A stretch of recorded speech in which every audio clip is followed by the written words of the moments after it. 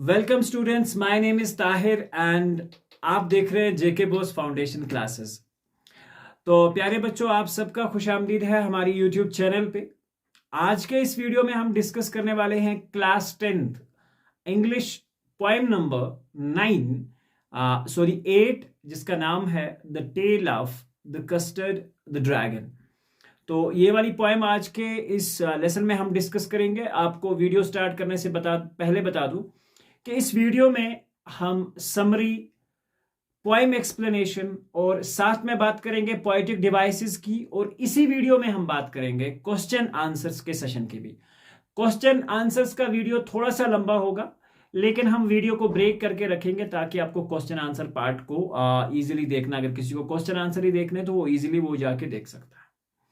तो चलिए करते हैं आज का वीडियो स्टार्ट, जिसमें हम बात करेंगे समरी, एक्सप्लेनेशन और साथ साथ पोएटिक डिवाइसेस और क्वेश्चन एंड आंसर, यानी कि वन कंप्लीट लेसन। इसके लिए कोई स्पेशल अलग से क्वेश्चन आंसर का वीडियो नहीं आएगा, इसी में सारी चीजें आपको बताई जाएंगी। चलिए तो बात करते हैं आज के वीडियो के बारे में, लेकिन उससे पहले आपको बता दें कि अगर चैनल पर नए हैं तो चैनल को सब्सक्राइब जरूर करें, क्योंकि आने वाले वक्त में हम अपनी चैनल से बाकी सब्जेक्ट्स भी अपलोड करेंगे और आपको आने वाले क्लासेस में बाकी टीचर्स भी जो है चैनल से पढ़ाते हुए दिखेंगे। तो इंशाल्लाह फिलहाल के लिए हम कोशिश कर रहे हैं कि जल्दी से जल्दी आपके क्लास 10th का सिलेबस आप तक पहुंचाया जाए। तो चलिए शुरू करते हैं आज का प्यारा सा लेक्चर, जिसमें हम बात करेंगे क्लास 10th जेके बोस इंग्लिश टुलिप सीरीज की जो है उसकी पोएम नंबर 8, जिसका नाम है the tale of the Custard the dragon. तो सबसे पहले अगर हम brief introduction of the poem की बात करें तो पोएम के जो लिखने वाले हैं वो हैं ऑगडेन नैश। सो बहुत ही शानदार पोइट माने जाते हैं। तो अबाउट द ऑथर के बारे में भी हमारी ऑलरेडी एक स्लाइड है, तो उसमें हम डिस्कस करेंगे। तो चलिए सबसे पहले पढ़ते हैं हम एक central idea about the poet, यानी कि पोइट कौन है। जैसा कि आप देख रहे हैं स्क्रीन पे, आपको दिख रहा होगा फ्रेडरिक ऑगडेन नैश 1902 में पैदा होते हैं, 1971 में इनकी डेथ हो जाती है। Was an American poet famous for his light verse, बहुत हल्की आवाज में लिखने के लिए बहुत मशहूर थे, जिसे हम कहते हैं बहुत सरल और सिंपल लैंग्वेज लिखने के लिए बहुत मशहूर थे। He was known as the producer of the humorous poetry. He received Sarah Joseph Hale award in 1964, an American award for the same. So ये सारी चीजें हैं अबाउट ऑगडेन नैश के बारे में। Let's talk about the introduction part of the poem. This is basically the tale. Tale का मतलब होता है कहानी। द टेल का मतलब है कहानी। जाहिरी तौर पर एक ये मिजाहिया सी नज़म मालूम होती है, जिसमें कुछ जानवरों की डिटेल है, लेकिन अगर इसके थीम के बारे में हम ये बात करें तो हमें एक चीज को समझना चाहिए कि कभी भी किसी आदमी को उसके एक्शंस के बेस पे हम जज नहीं कर सकते। अगर वो शांत है या वो सिंपल है तो हम उसे कावर्ड या उसके लिए हम इस तरह के लफ्ज इस्तेमाल ना करें जिससे उसका दिल टूटे या उसे हम कुछ अलग समझें। ठीक है। और बहुत सारे जो लोग होते हैं जो जिंदगी में आपसे मिलते हैं, आपको बड़ी बड़ी बातें सुनाते हैं, बड़ी बड़ी चीजें सुनाते हैं, लेकिन जब उनकी लाइफ में जरूरत पड़ती है तो ऑन स्पॉट वो भाग जाते हैं। कहानी से हमें यही थीम मिलती है, यही आइडिया मिलता है कि अगर कभी कभार भी आपके पास कोई ऐसा आदमी है जिसे आप अपनी जाहिरी नजर में बेकार समझते हैं, लेकिन कभी कभार यही आदमी आपके लिए फायदेमंद साबित हो सकता है, तो किसी आदमी को उसके एक्शंस के बेस पे कम आंकना या कम समझना बिल्कुल भी जायज नहीं है। और यही सारी चीजें हम पोएम के अंदर सीखने वाले हैं। The Tale of the Custard the Dragon is a funny poem that tells the story of a little girl Belinda. ये एक स्टोरी है जिसमें एक लड़की होती है जिसका नाम बेलिंडा होता है, and her pets. Belinda lives with her little pets, वो अपने जानवरों के साथ रहती है। उनमें एक जानवर ड्रैगन होता है जिसे वो बेसिकली हम कहें बुजदिल समझती है। लेकिन एक बार एक चोर आ जाता है और चोर उनके घर में हमला करता है, लेकिन जो बाकी जानवर जिनको वो हमेशा से नए नए नामों से पुकारती है वो सब भाग जाते हैं, और उस टाइम पे ये ड्रैगन ही है जो उसकी जान बचाता है। तो चलिए बात करते हैं आज के इस ब्यूटीफुल पोएम के बारे में। Theme of the poem is the idea of battling anxieties and conquers fear through courage and determination in the theme of Ogden Nash poem. तो सबसे पहले डिटर्मिनेशन, थीम, करेज के बारे में बात हो रही है पोएम के अंदर। The tale of the Custard dragon is the poem a dragon by the name of the Custard overcame his fear of not having a safe place to sleep to defend the inhabitants from a pirate. The poem emphasizes that idea that even the most courageous creatures can experience fear and that these anxieties and difficulties can be conquered by bravery and basically honesty. अब ध्यान रखने की यहाँ पे बात है कि अगर हम बात करें तो कभी कभार हम बड़े से बड़ा आदमी भी डर सकता है, वो भी हार सकता है, लेकिन हर एक चीज को, जिसे हम कहते हैं ना, हर एक चीज को ओवरकम करना, उसे हराने के लिए हमारे पास कुरेज होना, हिम्मत होनी, बहादुरी होनी और लड़ना का वो जज्बा जो होना बहुत जरूरी है। तो चलिए बात करते हैं स्टेंजा नंबर 1 की। तो स्टेंजा नंबर 1 में Belinda lived in a little white house with a little black kitten and a little gray mouse and a little yellow dog and a little red wagon and a really truly little pet dragon.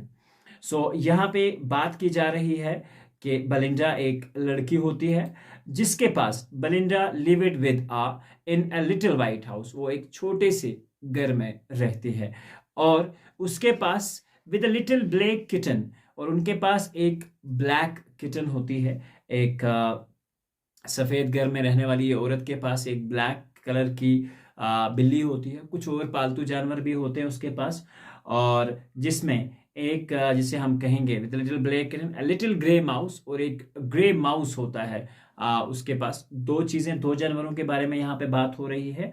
और तीसरा उसके पास पीले रंग का एक छोटा सा कुत्ता भी होता है, a little yellow dog and a little red wagon. Wagon basically एक व्हील है जो कि मैं आपको दिखा देता हूँ। इस तरह का एक व्हील होता है, ये वाला अगर आप देख सकते हैं तो ये आपकी स्क्रीन पे आपको नज़र आ रहा होगा।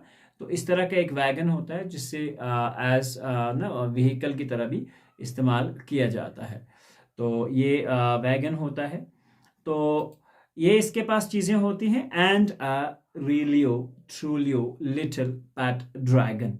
और उसके पास बेलिंडा ने बिल्ली के छोटे बच्चे जिसे हम कहते हैं, और उसके पास एक पैट ड्रैगन होता है। यहाँ पे वर्ड यूज़ किया गया है रियलियो ट्रूलियो ड्रैगन, राइमिंग स्कीम को कवर अप करने के लिए ये सारी चीज़ों का जो है यहाँ पे इस्तेमाल किया गया है।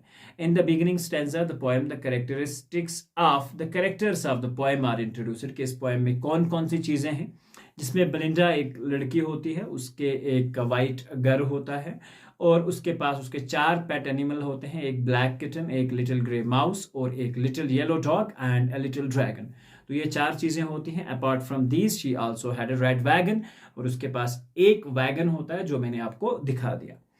तो चलिए बात करते हैं अब इसमें पोएटिक डिवाइसेस जो स्टेंजा में यूज़ किए गए हैं उनके बारे में। तो राइमिंग स्कीम जो है AABB, क्योंकि हर एक वर्ड के एंड पे अगर आप देखोगे हाउस माउस वैगन ड्रैगन, तो हाउस माउस का एक राइम है और ड्रैगन एंड वैगन का एक माउस है, यानी कि एक वोकल साउंड्स जो हैं वो प्रोड्यूस करते हैं। Repetition, use of word little, bar bar repeat किया गया है तो लिटिल भी यूज हुआ है। उसके बाद ऑक्सीमोरॉन का यूज हुआ है, use of 2 words with opposite meaning, PAT dragon, ठीक है, क्योंकि ड्रैगन को हम कभी पेट नहीं बना सकते, ये चीज आपको समझनी पड़ेगी। Anaphora, repeated use of the word at the start of the 2 consecutive lines and a little and अ रियलियो, ठीक है, तो ये वर्ड्स का जो है यूज किया गया है। Refrain, repetition of the sentence again and again, तो इसमें जो है रियलियो ट्रूलियो जो है रिफ्रेन की तरह इस्तेमाल किया गया है, बार बार इसे यूज किया गया है। पोएटिक लाइसेंस जो है रियलियो ट्रूलियो for real, and realio means real and trulio means true। real का मतलब realio का मतलब real होता है और trulio का मतलब true होता है। the spelling have been changed to create a musical effect, यानी कि वो राइमिंग स्कीम का जो है ना वो इफेक्ट देने के लिए इसको पोएटिक लाइसेंस कहा जाता है।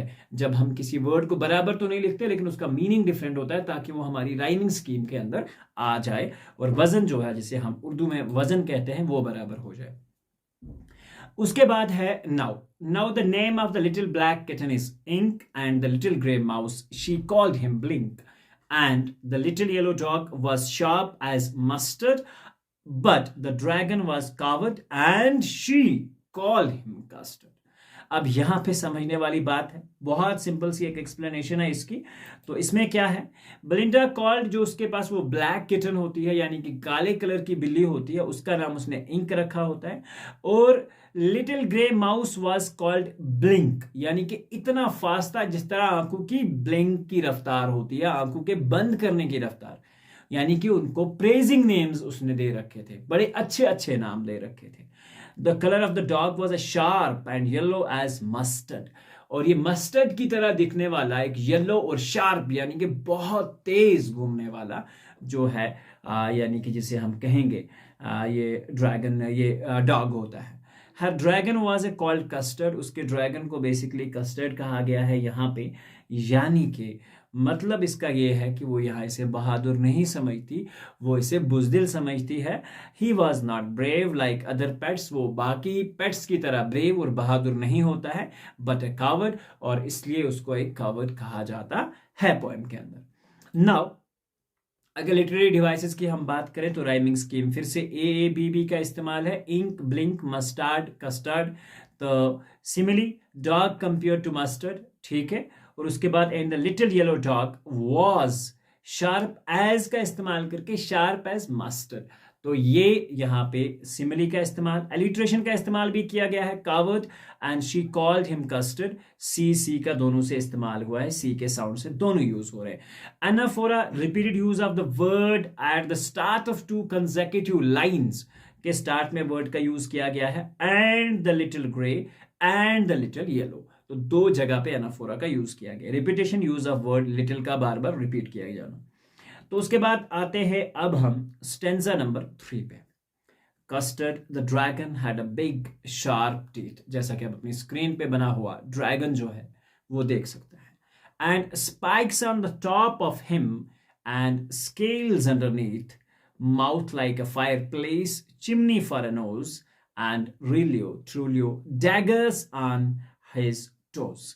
अब यहाँ पे क्या चीज समझी जाती है और ड्रैगन के बारे में क्या क्या चीजें हमें बताई जाती हैं, उसकी एक्सप्लेनेशन देख लेते हैं। This stanza describes the dragon, इस स्टेंजा में ड्रैगन के बारे में बात की गई है। कस्टर्ड्स फिजिकल अपीयरेंस बताया गया कि यह कस्टर्ड की तरह होता है। He carried all the features of a dragon, हालांकि उसके अंदर सारे फीचर्स होते हैं ड्रैगन के, but that could make him powerful, scary and brave. लेकिन it had a big sharp teeth, उसके पास एक शार्प तेज तरार दांत भी थे उसके, and spikes on his back, और वो खतरनाक तरह के कांटे उसके जो बैक पे थे वो भी थे, यानी कि बिल्कुल ड्रैगन की तरह दिखने वाला। That could easily square anyone away, जिसको देख के कोई भी भाग के डर सकता था। Custard also had an ability to spit fire, which makes his mouth like a fireplace. तो इसके पास एक पावर था कि अपने मुंह से आग छोड़ सकता था, इसलिए उसके माउथ को जो है फायरप्लेस के साथ कंपेयर किया गया है। और उसके बाद एंड दस his nose became a chimney, और ऑब्वियसली जब आग जलेगी तो धुआं उठेगा, तो नोज को यहाँ चिमनी की तरह बताया गया है। His toes were so pointed, उसके जो नाखून थे, यानी कि यहाँ नाखून से मुराद है टोज, बहुत पॉइंटेड थे, and sharp that could cut anything like a dagger, और वो किसी भी चीज को काट सकते थे, यानी कि जिस तरह मोटे रीच में वो सारी चीजें होती है, वो किसी भी चीज को अपना पंजा मारता है तो पंजा मारने से वो कट जाता है, तो एक डैगर की तरह वो काटने के लिए बहुत ब्रेव था और वो किसी भी चीज को काट सकता था। ये इसकी एक्सप्लेनेशन है। तो पोएटिक डिवाइसेस, इसमें spikes, thin pointed surface use किया गया है। Scales, thin bony plates protecting the skin of a fish and reptiles के लिए इस्तेमाल किया गया है। वर्ड मीनिंग से सॉरी ये। और यहाँ पे अंडरनीथ का मतलब होता है सिचुएटेड डायरेक्टली बिलो, यानी कि बिलो रहने वाला। फायर प्लेस, एक ऐसी जगह जहां से आग निकलती हो। डैगर, एक शार्प नाइफ को कहा जाता है, यानी कि एक तेज तरार चाकू। अब बात करते हैं नेक्स्ट पॉइंट के बारे में, जो है लिटरेरी डिवाइसेस इस स्टेंजा के अंदर यूज किए गए। राइमिंग स्कीम AABB का इस्तेमाल हुआ है। Teeth, underneath, nose and toes. उसके बाद simile dragon's mouth is compared with a fireplace, और रिफ्रेन का इस्तेमाल किया गया, रिपीटेशन ऑफ सेंटेंस का again and again, and realio trulio का इस्तेमाल जो है फिर से किया गया है। Metaphor chimney for a nose, the nose is like a chimney, तो ये इस्तेमाल किया गया है एज मेटाफर की तरह। तो चलिए पढ़ते हैं stanza number 4। Belinda was as brave as a barrel full of beers, and Ink and Blink chased lines down the stairs. Mustard was as brave as a tiger in a rage, but Custard cried for a nice safe cage. तो सारे जानवरों का यहाँ पे appearance, उनका काम दिखाया गया है इस सेंटेंस के अंदर, ठीक है। तो इसमें क्या कहा गया है कि अगर हम बात करें Belinda was a brave, Belinda बहुत ब्रेव होती है। चलिए एक्सप्लेनेशन पे बात करते हैं, और इसमें जो वर्ड मीनिंग्स हैं, बियरल होता है ड्रम, चेस्ड हंट या किसी चीज को फॉलो करने का नाम होता है, रेज मीन्स एंगर, ठीक है, यानी कि शरारत में दिखने वाला। Stanza describes the members of the house, Belinda को एक ब्रेव गर्ल की तरह इस्तेमाल किया गया है। As many bears combined bravery is compare to that of a tiger, जो एक तेज तरह टाइगर की ब्रेवरी उसके अंदर वो है, वो दिखाई गई थी, ठीक है। और but Custard was just opposite to his physical appearance, और हाँ, हमेशा की तरह कस्टर्ड जो है वो बिल्कुल अपोजिट होता है अपनी अपियरेंस के मुताबिक। बेलिंडा देखने में एक मोटे रीछ के जैसे बदन वाली दिखती है, एक टाइगर की तरह दिखती है, बट और वो अपनी बहादुरी का दावा करती रहती है। इंक और ब्लिंक डेंगे मारा करते हैं, एक दूसरे के पीछे गोमा करते हैं, लगातार एक दूसरे को फॉलो करके अपनी पावर जो है वो दिखा रहे होते हैं, और शेरों का पीछा करके उन्हें सीढ़ियों से नीचे भगा सकते हैं, मतलब इतना वो पावर दिखाते हैं। और जिसे हम कहेंगे मस्टर्ड कहते हैं वो उसे, और इतना ही बाहिम्मत था जितना कि गुस्से से भरा हुआ कोई चीता, like a tiger in the rage, rage में दिखने वाला कोई टाइगर। तो अगर हम कहें तो यहाँ पे जो सेंटेंस है, brave bear of bears full of bears, यानी कि जितनी एक रीच के अंदर बहादुरी है वो बेलिंडा में है। इंक एंड ब्लिंक लाइंस की तरह फास्ट है, और मस्टर्ड जो है, जो कुत्ता उनका है, ये ऐसे है कि जैसे शरारत में दिखने वाला एक टाइगर हो। But Custard cried for a safe nice cage, और कस्टर्ड यहाँ पे क्राई कर रहा है कि मुझे एक केज चाहिए, एक रहने के लिए जगह चाहिए जो मुझे बचा सके। तो ये सारी चीजें कस्टर्ड की हैं। कस्टर्ड बेचारा कुछ अलग ही दुनिया से आया हुआ लगता है। राइमिंग स्कीम ए बी का इस्तेमाल, bear steers rage and cage, जो ये सब जगह सेम ही है, तो ये सेम ही रहने वाली है। Alliteration, Belinda was a brave as barrel full of, alliteration का इस्तेमाल किया गया है। Repeated simile, Belinda's bravery is compare to that of a barrel full of bears, और ये इस्तेमाल किया गया है। टाइगर्स एंगर, एंगर का, कुत्ते के एंगर को टाइगर के साथ कंपेयर किया गया है। और दूसरा एसोनेंस का यूज किया गया, use of vowel sounds, Belinda was a brave a barrel full of bears. तो ये सारी चीजें एज लिटरेरी डिवाइसेस यूज की गई हैं यहाँ पे। Stanza number 5, Belinda tickled him, she tickled him unmerciful. Ink, Blink and Mustard, they rudely called him Percival. They all sat laughing the little red wagon at the Relio Trulio covered dragon. ठीक है, तो यहाँ पे word meanings में tickled का मतलब होता है मारना, stroke, here it means to tease, यानी कि टीज करना किसी चीज को। अनमर्सीफुल यानी कि किसी के साथ बेहमदर्दी जो है, बड़े बुरे सलीके से पेश आना। पर्सिवल का मतलब होता है a knight in the King Arthur's court, ठीक है। तो ये सारी चीजें जो है उसके लिए, बेचारे के लिए इस्तेमाल की गई हैं। तो इसका मतलब ये हुआ कि बेलिंडा हमेशा बेचारे कस्टर्ड को बेरहम तरीके से जो है वो ट्रीट करती रहती है और उसे सताती रहती है। दूसरी बात, इंक, ब्लिंक और मस्टर्ड उसे गैर तहजीब याफ्ता तरीके से, या जिसे हम कहेंगे कि वो उसे ड्यूडली तरीके से क्या कहते थे, पर्सिवल कहकर बुलाया करते थे। उनके कहने के माने ये थे कि पर्सिवल की तरह कस्टर्ड भी उम्र में बड़ा हो जाने के बावजूद अपने आदतों में एक बच्चे के ही जैसा था, उसमें कोई डिफरेंस नहीं था। वो सभी छोटी सी ये जो है, they all set laughing in a little red wagon, तो वो एक छोटी सी लाल गाड़ी में बैठे हुए थे एट द रिलियो ट्रिलियो क्राउडी ड्रैगन, और वो सारे उसकी तरफ हंस रहे थे। किसकी तरफ? ड्रैगन की तरफ। तो वर्ड मीनिंग्स हो गए, और यहाँ पे अब बात करते हैं एक्सप्लेनेशन की। तो ये एक्सप्लेनेशन की लाइन जो है मैंने ऑलरेडी एक्सप्लेन कर रखा है, ये सारी चीज़ें आपको बता दी मैंने मीनिंग्स। अब लिटरेरी डिवाइसेस फिर से ए बी का इस्तेमाल हुआ है, unmerciful, Percival, wagon and dragon. Refrain का इस्तेमाल हुआ है, sentence again and again, really and truly का इस्तेमाल किया गया है। रिपीटेशन में use of the word tickled him, allusion में reference to any poem or place Percival, personification यहाँ इस Ink Blink and Mustard they rudely called him Percival, तो पर्सोनिफिकेशन का भी इस्तेमाल किया गया है। तो stanza number 6, Belinda giggled till she shook the house, and the blink said, "Weak, weak," which is giggling for a mouse. Ink and Mustard rudely asked his age, when Custard cried for a nice, safe cage. आई बात समझ। और यहाँ पे क्या सारी चीज़ें जो हैं, ये जो अभी तक ड्रैगन का जो मजाक उड़ाया जा रहा है, तो Belinda laughed a lot at the dragon, Belinda बहुत ज़्यादा हंसा करती थी ड्रैगन के ऊपर। She laughed so loudly that it appeared that she was shaking due to her laughter, यानी कि वो थक थक के हार जाती थी, बहुत ज़्यादा हंसा करती थी ड्रैगन के ऊपर। और Blink the mouse said weak, which is giggling sound of the mouse. Ink and Mustard asked the dragon's age to make fun of him, वो उससे उसकी एज पूछा करते थे कि कितने साल के हो गए हो तुम, सेफ केज के बारे में बात करते हो। तो ये सारी बातें जो हैं वो सुनाया करते थे बेचारे ड्रैगन को। और dragon's age to make fun, ताकि वो उसका हंसी मजाक जो है वो उड़ा सके। ब्लिंक का नाम का वो चूहा जो था वो भी उसे बहुत बुरे तरीके से पेश आया करता था, हंसता था, और कस्टर्ड को सिर्फ एक अच्छे महफूज पिंजरे की ही मांग कर रहा था। इस पर इंक और मस्टर्ड जो है उसके मकाराना अंदाज में उसे हमेशा उसकी एज पूछा करते थे। उनके कहने के माने ये थे कि अगरचे ड्रैगन काफ़ी बड़ा हो चुका था, फिर भी वो बुजदिलाना और बचकाना हरकतें करता रहता था। तो यहाँ पे लिटरेरी डिवाइसेस जो है, राइमिंग स्कीम यही यूज हुई है। और यहाँ पे अगर आप देखोगे ओनोमेटोफोरिया का इस्तेमाल किया गया है, use of the sound words to create a dramatic effect, giggled and weak, ये जो है इस्तेमाल किया गया है। Repetition, Custard cried for a nice safe cage का इस्तेमाल किया गया है। और stanza number 7, suddenly they heard a nasty sound and Mustard growled and they all looked around.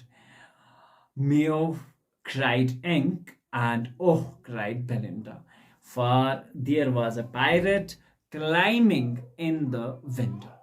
आई बात समझ। अब कहानी में ट्विस्ट जो है वो अब शुरू होने वाला है। और यहाँ तक क्या है कि ये अभी तक जो सारी कहानी थी बहुत सिंपल चल रही थी, लेकिन अब बहुत खतरनाक हो चुकी है। Nasty means bad and unpleasant meaning, और ग्रूवल्ड का मतलब बार्क होता है। पायरेट एक ऐसा आदमी जो कि जनरली ये पायरेट का वर्ड जो है समुद्री चोरों के लिए इस्तेमाल किया जाता है, जो समुद्र में जहाज़ों की चोरी करते हैं। और winda, it is used for window, जो विंडो से ऊपर आ रहा था। उन्होंने क्या देखा, सडनली उन्होंने एक नास्टी, एक खतरनाक सी आवाज़ सुनाई देती है, और ये सारे इधर उधर देखते हैं, चारों तरफ दे लुक्ड अराउंड, और सारी तरफ से देखा। मियाऊ, बिल्ली की अब अपनी असली वाली आवाज़ जो है वो निकली, टाइगर वाली आवाज़ जो है वो ख़त्म हो चुकी थी। एंड ओह क्राइड ब्लिंडा, और ब्लिंडा ने भी चीख लगाई डर की वजह से। For their was a pirate, क्योंकि वहाँ एक समुद्री चोर था जो कि विंडो को क्लाइम करते हुए ऊपर आ रहा था। एक्सप्लेनेशन यहाँ पे है। So they were making the fun of the dragon. They heard a sound of someone entering in the house. When they looked towards the window, they saw a pirate climbing the window. और उन्होंने देखा कि एक pirate जो है वो climb करके window के ऊपर आ रहा था। तो चलते हैं अब लिटरेरी डिवाइसेस पे। राइमिंग स्कीम बिल्कुल वही है। तो कंसोनेंट्स का इस्तेमाल किया है, use of consonant sound. Suddenly they heard a nasty sound, और उसके बाद फिर से यूज किया गया है पोएटिक लाइसेंस का भी।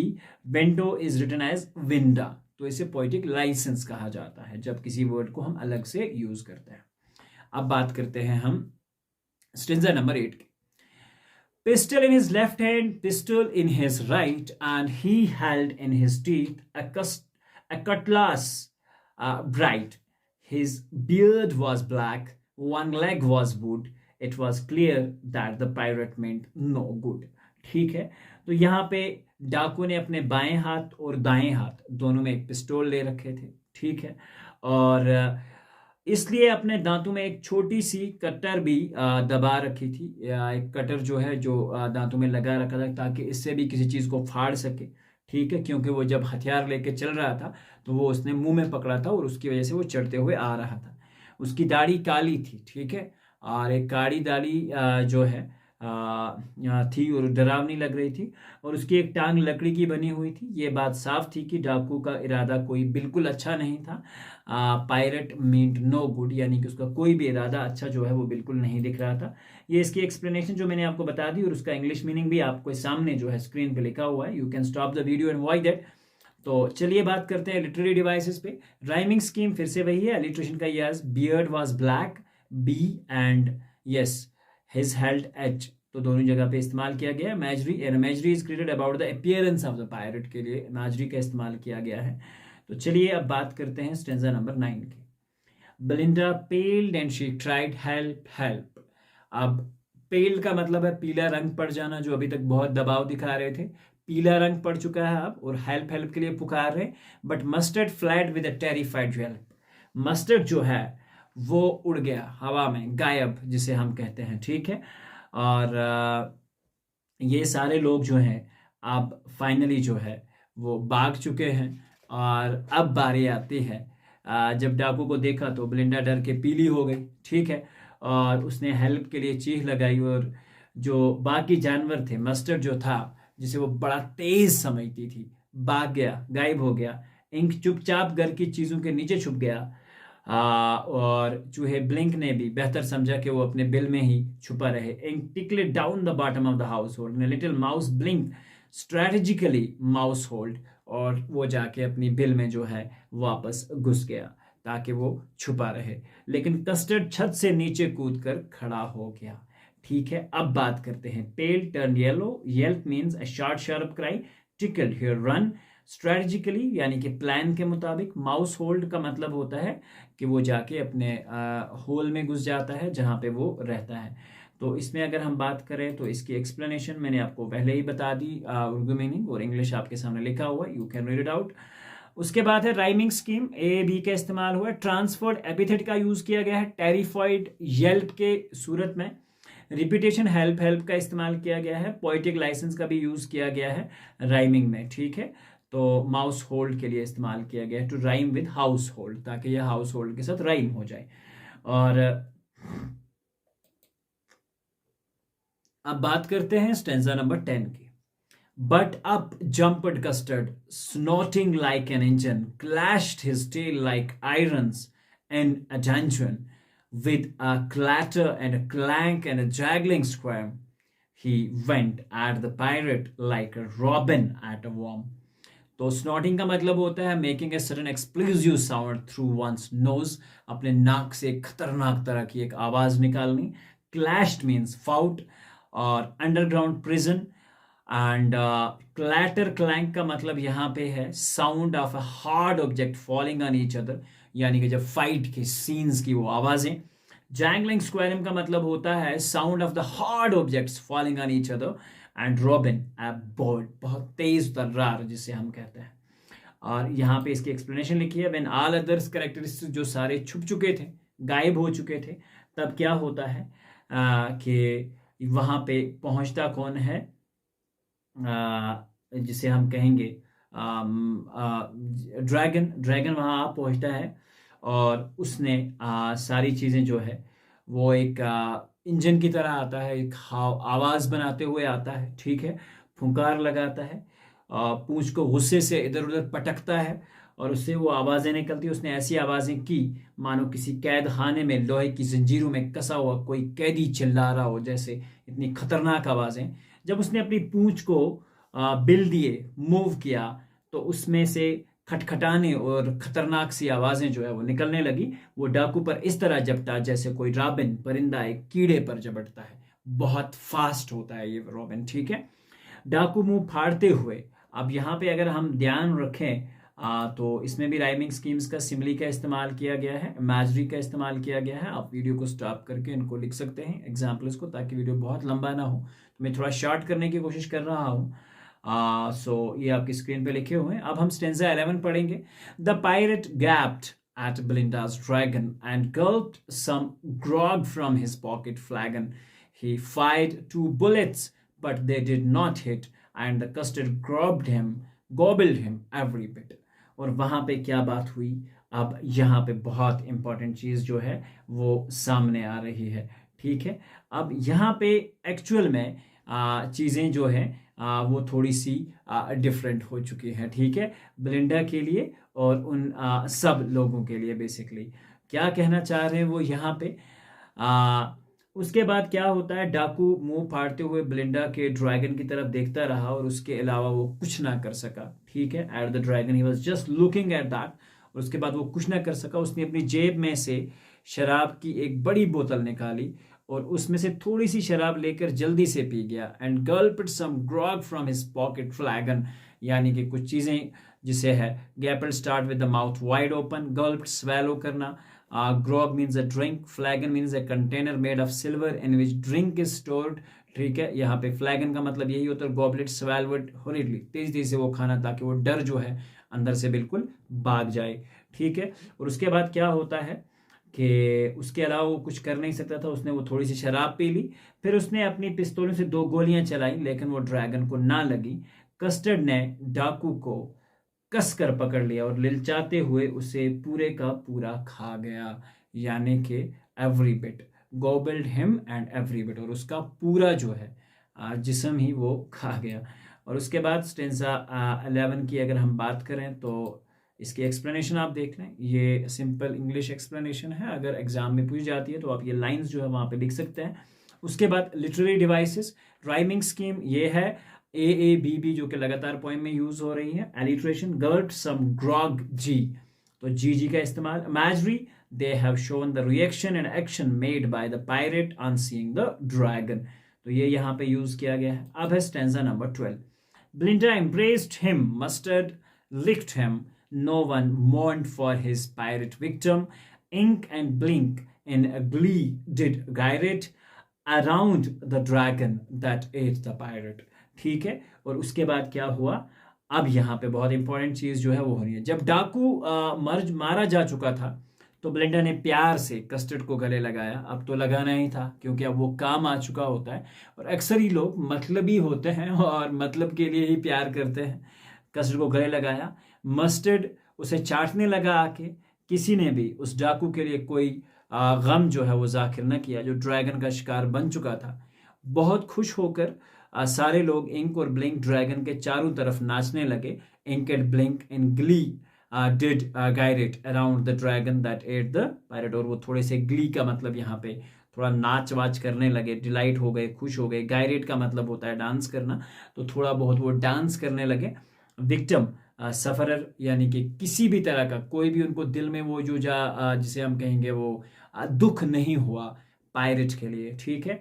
और अगर इसकी इंग्लिश एक्सप्लेनेशन देखें तो ये सारी चीज़ें हैं जो आप लिख सकते हैं और याद रख सकते हैं। Literary devices, rhyming scheme AABB, alliteration, glee, did, gyrate and G का इस्तेमाल, एसोनेंस का इस्तेमाल, use of vowel sound, no one mourned for use of the vowel, Ink and Blink in glee did, तो ये वाली जो है use of vowel sound are that at the pirate, ठीक है। तो ये सारी चीज़ें जो है यहाँ पे यूज हुई हैं।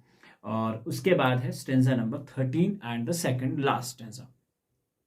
बट प्रेजेंटली अब स्पोक, अगर हम इसकी अब बात करें, बट प्रेजेंटली अब spoke a little dog, mustard,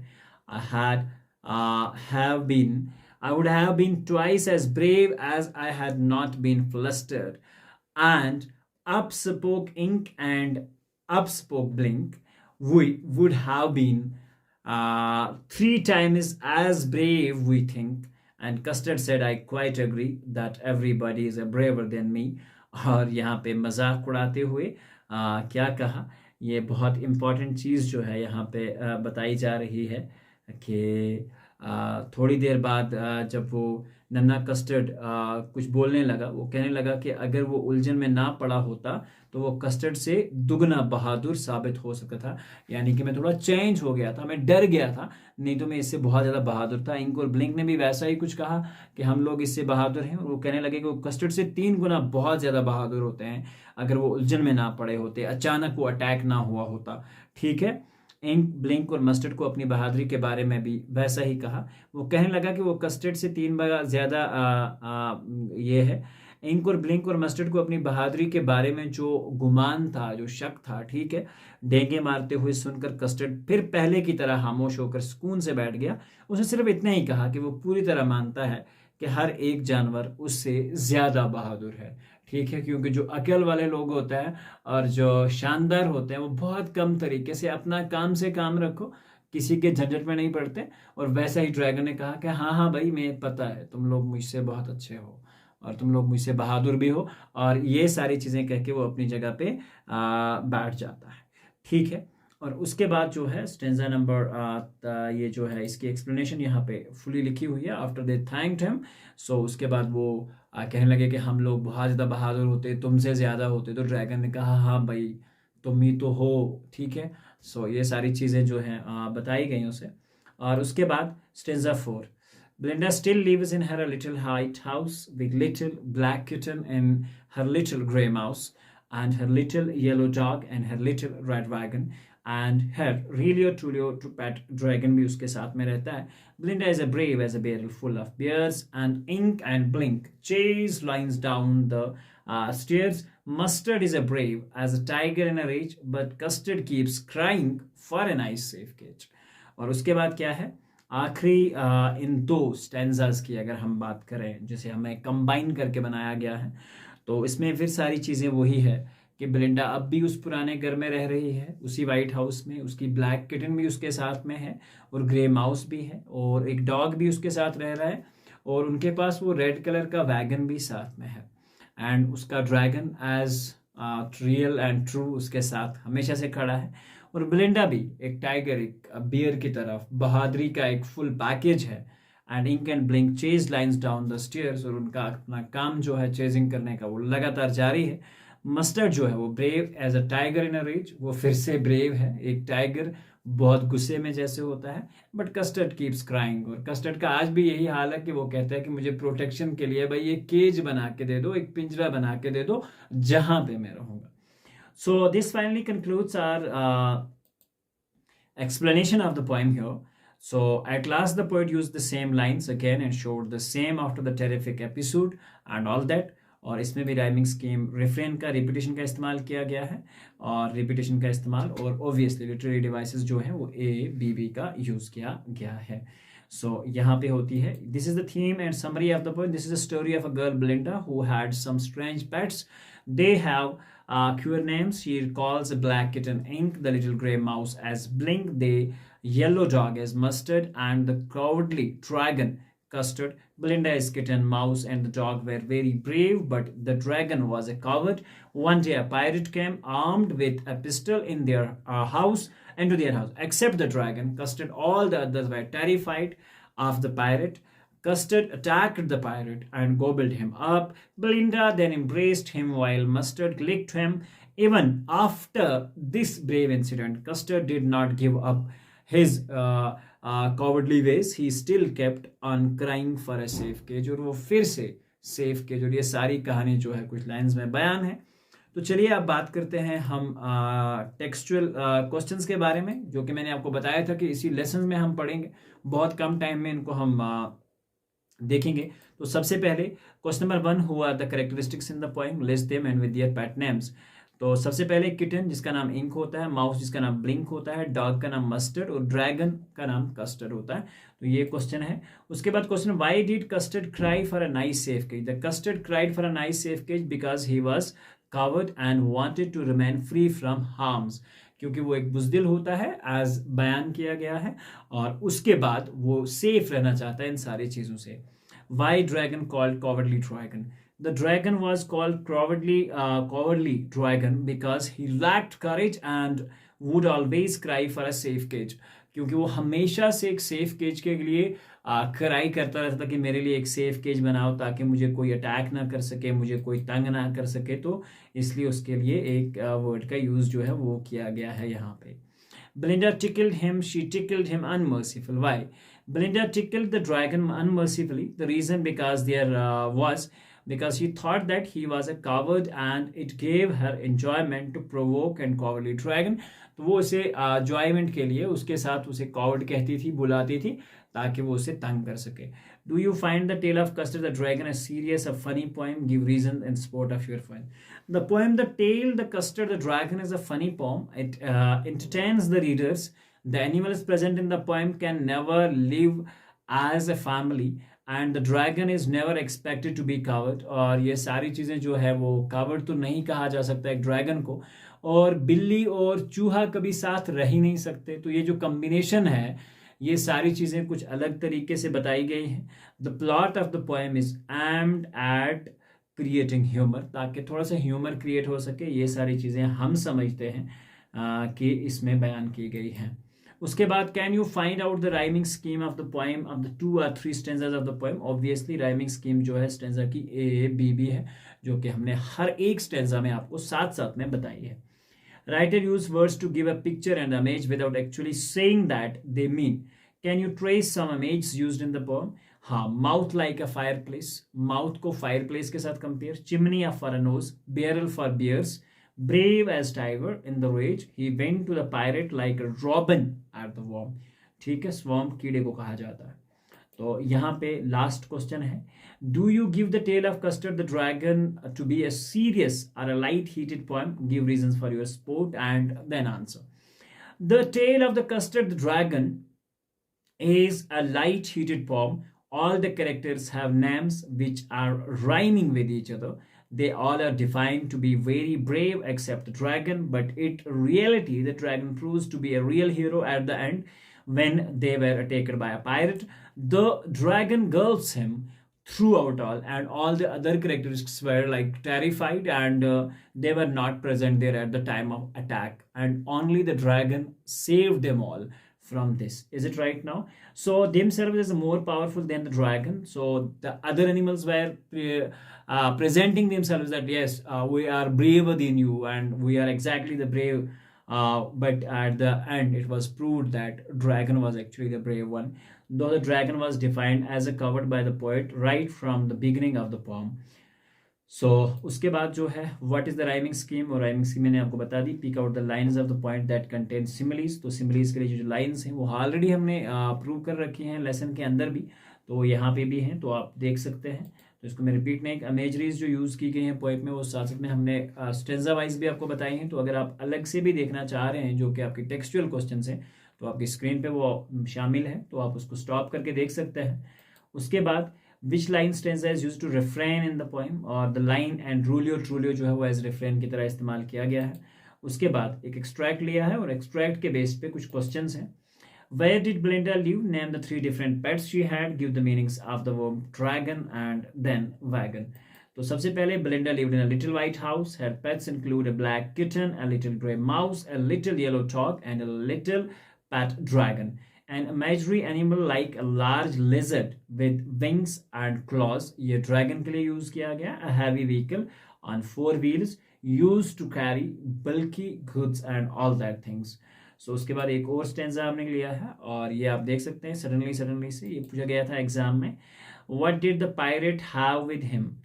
And उसके बाद how was it clear the pirate meant not good? Give the meaning of the following words pirate and cutlass. तो यहाँ पे अगर हम बात करेंगे इसके ऊपर, तो he had 2 pistols, one in each hand. He had a small sword between his teeth. तो जिसे कटलस का नाम यहाँ पे दिया है, small sword.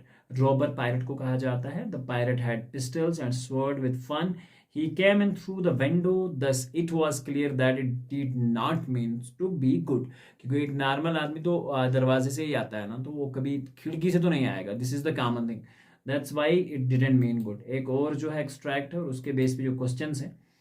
Why did Belinda embraced and why did ink blink and mustard do? Give the meanings of the following words and their answers are already given. Embraced her pet dragon Custard because he had killed the pirate and saved all of them. Mustard licked Custard while the other 2 started dancing round him in joy. Mound means expressed grief. And guided means basically move around in circles. Is it right? So thank you each and everyone for watching the complete lesson. This here concludes our today's important lesson. और इसमें हमने question and answers और साथ साथ में complete poem with rhyming scheme with each and everything, line by line explanation, stanza wise explanation. तो यहाँ होता है हमारा आज का वीडियो खत्म। मिलते हैं एक नए वीडियो में, और जब तक के लिए अपना ध्यान रखें एंड हैव फन। एंड मिलते हैं एक नए वीडियो में जिसमें हम डिस्कस करेंगे आपकी क्लास 10th की पोम नंबर 9। और तब तक के लिए दीजिए इजाजत। खुदा हाफिज and see you in the next poem. Thank you.